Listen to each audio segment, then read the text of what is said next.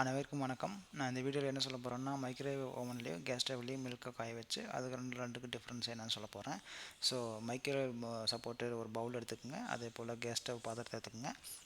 இது ரெண்டுலேயும் வந்து பார்த்தீங்கன்னா 300 மில்லி பால், ஒவ்வொரு 300 மில்லி பால் எடுத்துக்கோங்க. 300 மில்லி பாலை வந்து மைக்ரோவேவ் ஓவன் வெசல்லையும், 100 மில்லி பாலை வந்து பார்த்தீங்கன்னா கேஸ் ஸ்டவ் வெசல்லையும் ஊற்றிக்கிங்க. ஊற்றிட்டு நான் என்ன பண்ணேன், மைக்ரோவேவ் பவுலில் எடுத்து மைக்ரோவேவ் ஓவனில் வைக்க போகிறேன். மைக்ரோவேவ் பவுல் வச்சுட்டேன். ஸோ அதுக்கு வந்து பார்த்திங்கன்னா 3.5 நிமிஷம் டைம் செட் பண்ணுறேன்.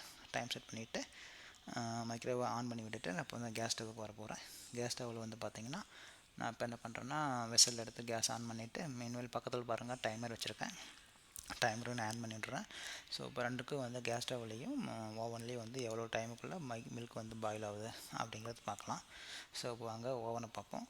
ஓவனில் வந்து பார்த்திங்கன்னா கிட்டத்தட்ட 2 நிமிஷம் ஆயிடுச்சு. என்ன கிட்டத்தட்ட 2 நிமிஷம் ஆயிடுச்சு ஓவனில்.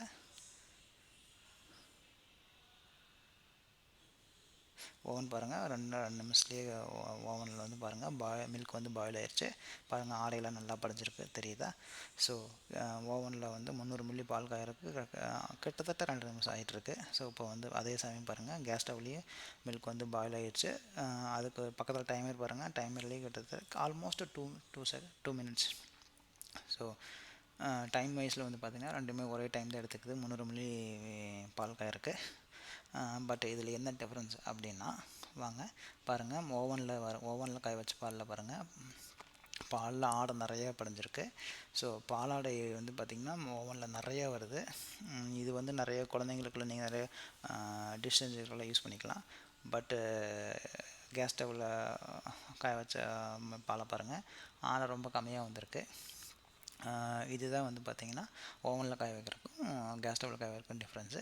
ப்ளஸ் அது இல்லாமல் எக்கனாமிக்கலாக வந்து பார்த்திங்கன்னா மைக்ரோவேவ் ஓவனில் வந்து பார்த்திங்கன்னா கரண்ட் யூஸ் ஆகிறதுனால உங்களுக்கு வந்து எக்கனாமிக்கலாக ஓவன் வந்து சூட்டலாக இருக்கும். வீடியோவை பார்த்ததுக்கு மிக்க நன்றி. வணக்கம்.